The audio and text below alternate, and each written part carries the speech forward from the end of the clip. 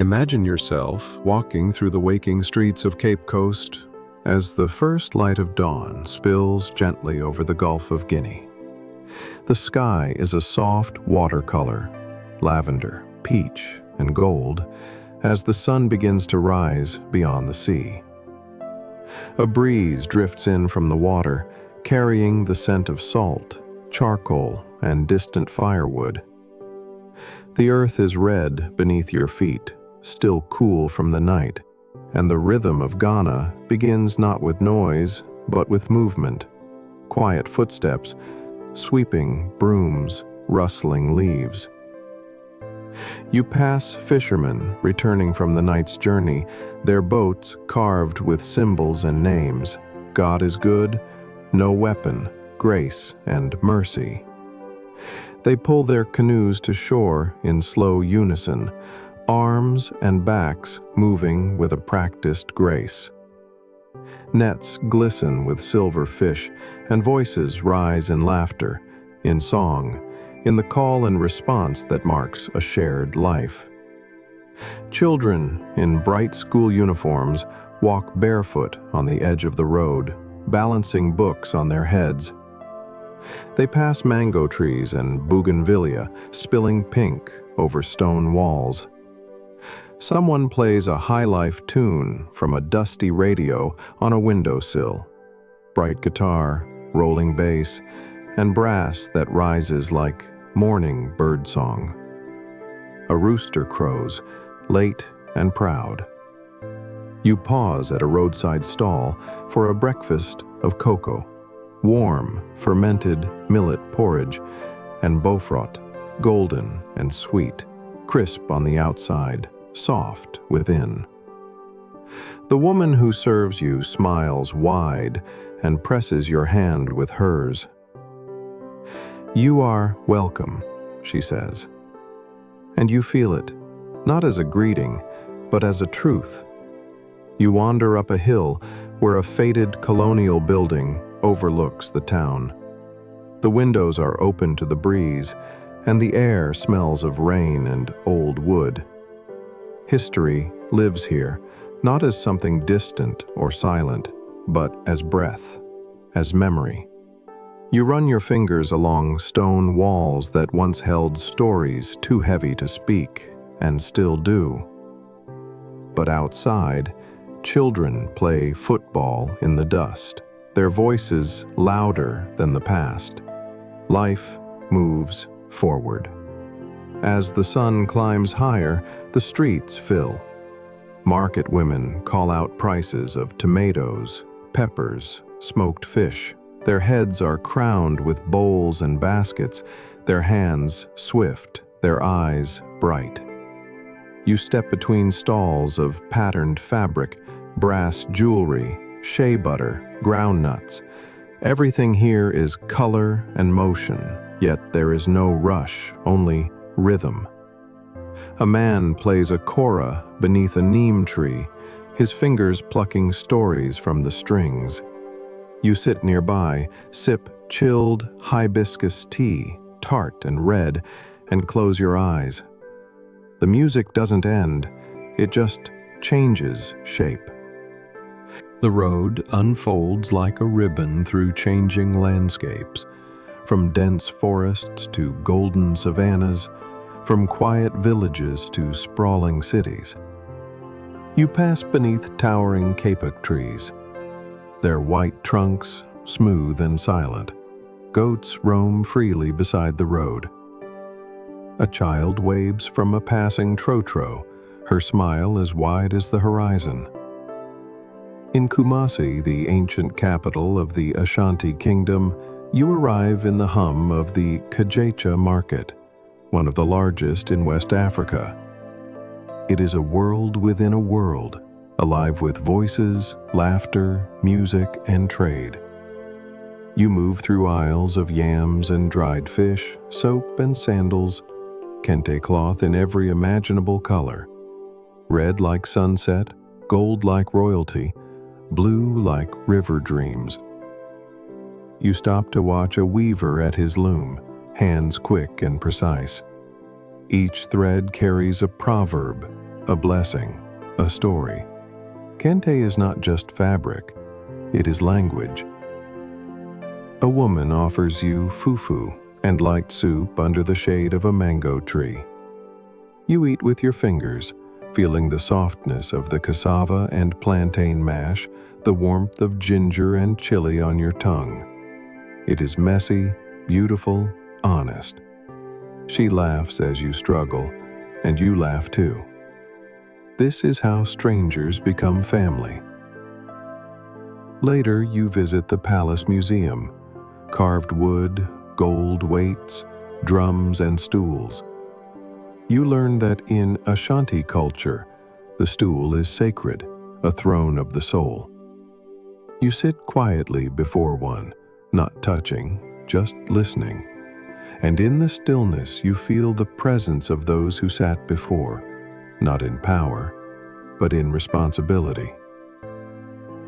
As evening falls, drums echo across the city, deep and round like heartbeats. A festival is near. The streets swell with color and joy. Girls dance with beads at their waists. Men leap and stomp in perfect rhythm. Elders sit beneath canopies, nodding slowly, watching with eyes that have seen everything. Firelight flickers against the walls. The smell of grilled meat, wood smoke, and dust fills the air. You are handed palm wine in a calabash bowl. You drink, and the earth seems to nod in approval. You do not understand every word, but you understand the feeling of belonging, of joy that is rooted and shared. You lie under a wide sky. The stars above Kumasi seem to hum. The road carries you further north, past rolling hills and red clay villages, where the days are hot and dry, and the nights cool and silent. You arrive in Tamale, where the rhythm slows. The markets are open, but spacious. More dust than stone, more sky than ceiling. You sit beneath a shea tree and watch the world unfold in long, patient lines. A man drives by on a motorbike, balancing 4 crates of chickens. A group of schoolchildren wave at you, their uniforms streaked with chalk and sunlight. In the countryside, the land opens even wider. You visit a village near Mole National Park, where the people live in round mud huts with thatched roofs, cool inside, beautifully simple. You're welcomed without question. A woman braids another's hair under a baobab tree. An elder carves a wooden stool in quiet concentration. A boy brings you to the edge of the forest. You walk together in silence until you spot elephants in the distance, moving slowly between the trees, their massive forms wrapped in dust and calm. You feel your breath slow. The earth vibrates beneath your feet. You are not afraid, only still. Later, at the edge of a lake, you are taught to paddle a dugout canoe.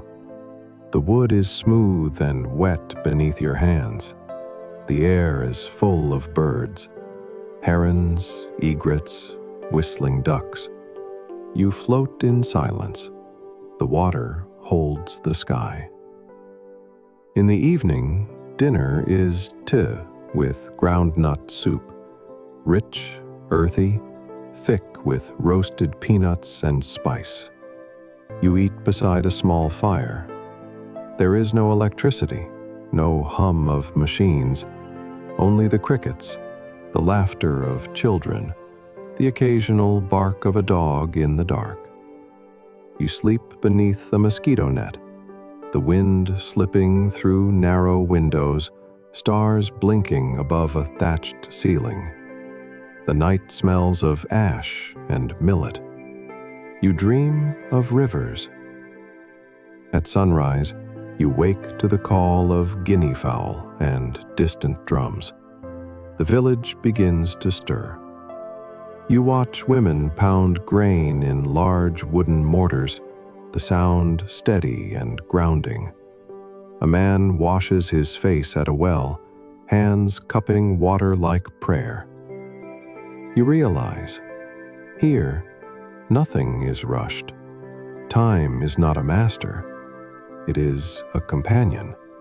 And you begin to move in time with it. Your path arcs westward now, into the Brong Ahafo region, where the forests grow thick again, and the hills rise gently under blankets of mist.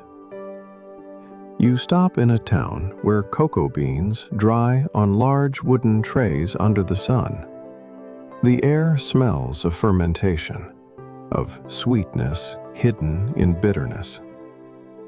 A man explains how each bean is turned, watched, sorted.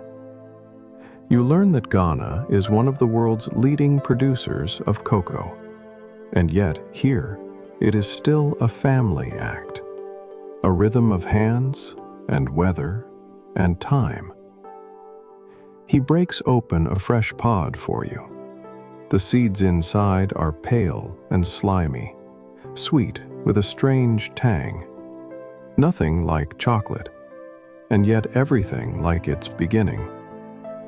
You travel on to a forest reserve, where you cross a canopy walkway high above the treetops.